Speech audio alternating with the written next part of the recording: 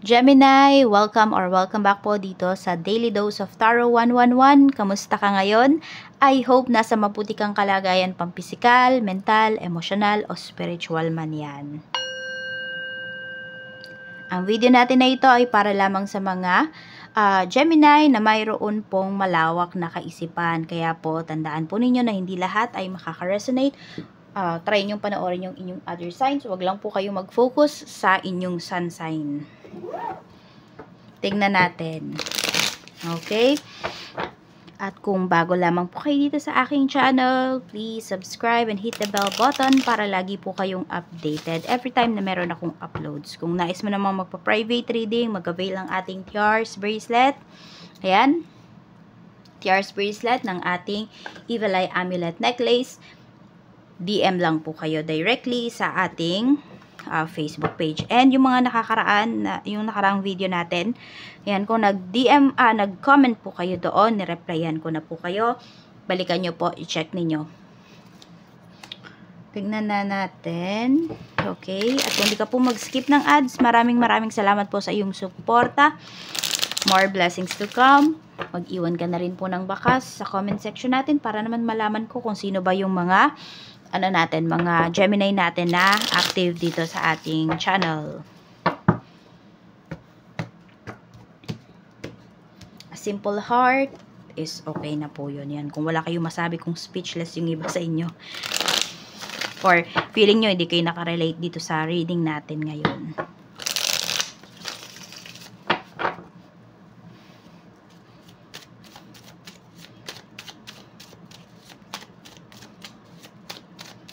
Love life, we have 3 of Wands. So, nasa LDR relationship pa yung iba sa inyo. Meron din akong nakikita rito. Kung kayo po, ayan, LDR relationship nga, pwedeng magsasama na yung iba sa inyo. Napag-usapan nyo na to ng person mo. It's either nandito man kayo, dito man yan sa Pinas, yung pagiging LDR ninyo, or sa ibang bansa, may susunod po rito.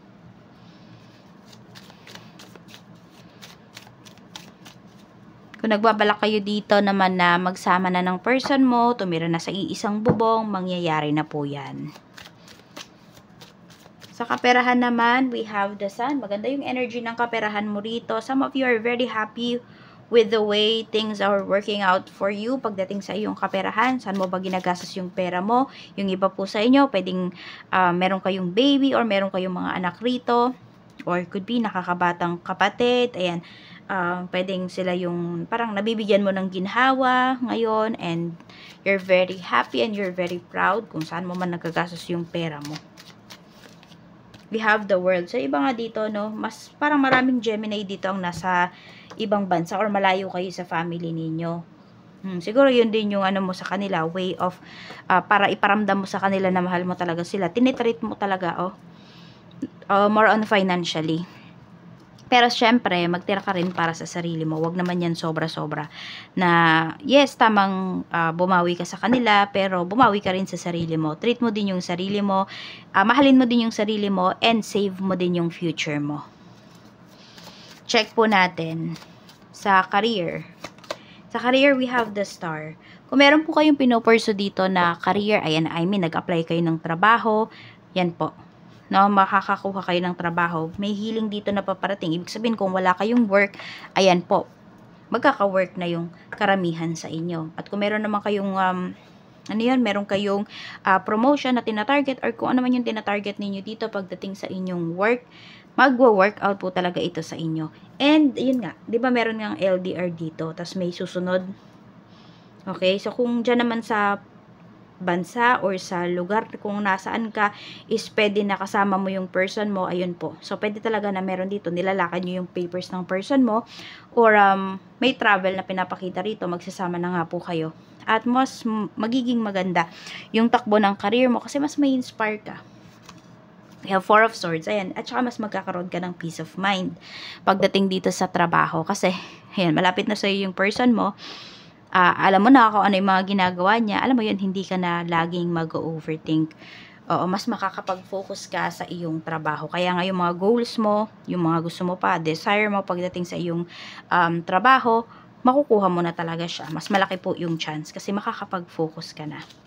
Sa business naman, kamusta ang business? Okay, kamusta naman ang business? We have Wheel of Fortune. Napakaganda po ng business mo ngayon. Ang taas ng sales. Ayan, no. May mga delays lang ako nakikita rito. Pero hindi naman siya masyadong makakaabala sa negosyo mo. Ayan. Konti lang. Pero, yun. Meron pa din dito, could be may products dito na masayang. Pero, ano lang naman, parang mababawi mo din kaagad yun. So, kung may mga financial losses ka man dito pagdating sa business mo, mababawi mo po siya. Ayan. At yung iba nga sa inyo, pwedeng matagal-tagal na din itong nangyari. At ngayon, masasabi mo na fully talaga, nakabawi ka na, fully healed na yung ano mo, yung negosyo mo, no, pagdating sa pagkalugi. Tignan natin. Sa health naman, kamusta? Sa health, we have 7 of Pentacles.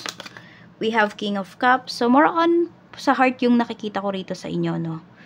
Ayan.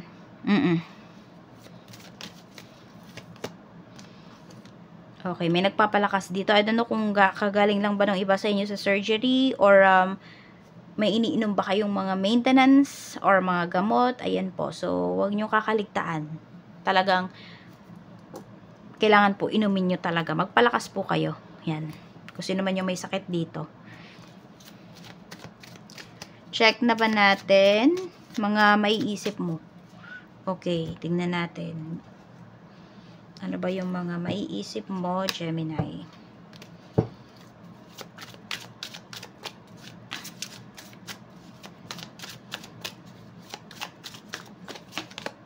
Photo proof. Ayun. So, yung iba nga sa inyo, no? Kaya din siguro papapuntahin nyo na yung person ninyo dyan nga sa lugar kung nasaan kayo or bansa kung nasaan kayo. Kasi ito, pwede po na meron kayong mga naririnig, meron kayong mga nalalaman towards your person. So, may pinagseselosan po kayo rito. Ganyan, may pinag-aawayan kayo. So, meron ka ng ebidensya, ganyan. Yan. So, yan yung mga maiisip po ninyo. Or siguro gusto nyo maghanap nga ng proof. For some of you naman, baka wala pa. So, ayun, kung meron naman nga mga chika, may mga naniniraman about sa relationship ninyo, ang hanapin mo, proof. Huwag kang maniniwala lamang doon sa mga sabi-sabi. Kailangan may resibo. Tingnan po natin, mga mararamdaman mo. 4 of Pentacles. So, more on naghihigpit ka rito. So, which is, kailangan mo talaga maghigpit, no? Lalo na pagdating sa pera. Ayan. Yes po. So, ito yung ano mo, no? Mararamdaman mo. Na may mga tao na hindi ka na-appreciate.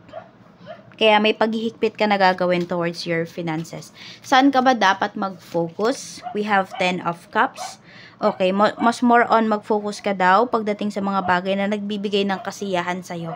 Okay, pero wag sobra-sobra nga yung ibibigay mo towards dun sa mga bagay na yun or sa mga tao na yun, kung sino man yun. So, ano lang din talaga, balance lang po dapat. So, dapat mong pa-focusan din talaga is your family. Kung kayo po, Gemini, ay tumutulong pa sa mga kapatid nyo, na may mga anak na, sa mga pamangkin, or kung kanino man, unahin nyo po yung family ninyo. Okay, sabihin natin na yung kung may bibigay ka man sa kanila, kung may maitutulong ka man sa kanila, yung extra na lang muna.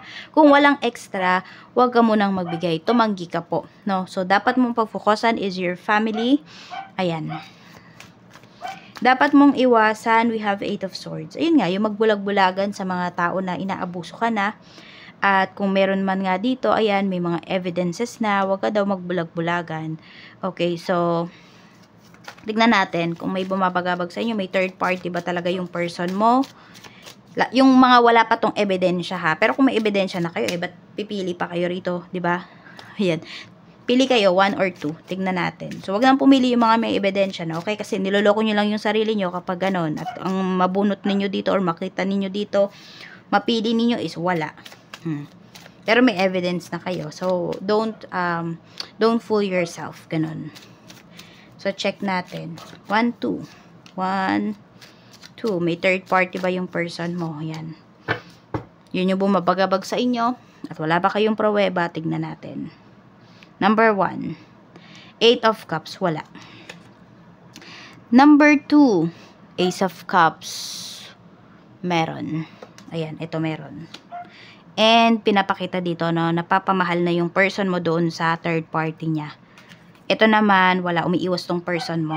Yan, kung may mga tukso man, Hindi po siya nagpapatukso. Kaya niyang iwasan sa number 1. Okay? So, yung pumili ng number 2, hanap na po kayo ng evidence. Kung wala pa kayong ebidensya. Tignan natin. Blessings naman na paparating. Blessings po na paparating spirit guide. Tignan natin. We have gift. May gift dito para sa'yo. And award. Ayan. Okay. So, pwedeng yan po ay pagdating sa mga anak po ninyo. Yung gift na mabibigay nyo sa kanila is yung nandyan kayo. Yung presensya po ninyo. Yan, lalo na kung meron dito nitong nakaraan, is may mga awards po yung anak ninyo sa school. At nandun kayo, naku, sobrang saya niyan. Or kayo man to, baka meron kayong gift na marireceive coming from your job. Kasi, ayan o. May natutuwa sa inyo rito. Magaling kayo sa trabaho, Gemini. Okay, blessings pa. We have Ace of Swords. Parang kung ano yung hilingin mo. Yan, kung ano man yung basan, parang nasabi mo na gusto mo, makukuha mo talaga siya. Yan, mamamanifest mo siya. Ingat ka lang sa mga sinasabi mo, ha. Merong mga tao dito, or siguro, pag may nagtanong sa'yo, be honest lang talaga kung ano yung gusto mo. Huwag ka mag-iimbento. Tapos, eto din, ingat ka sa mga sasabihin mo kasi mamamanifest mo talaga siya. So, yan yung isa sa mga gifts mo. No, pag may sinabi ka, nagkakatotoo. Kaya, iwasan mo na emosyon yung laging mga ibabaw sa'yo.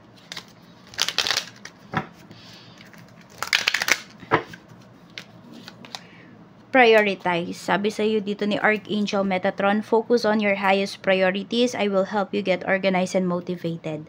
Ayan. Ano ba yung mga gusto nyong i-prioritize sa ngayon? Diyan po kayo mag-focus. Tutulungan daw kayo ni Archangel Metatron. So, kung ang pinagpo-focusan mo, need mo ng evidence, mag-focus kayo dyan, makakakita kayo as Archangel Metatron para matulungan po kayo. Yan lamang po. Maraming salamat, Gemini. More blessings to come and see you again on my next video.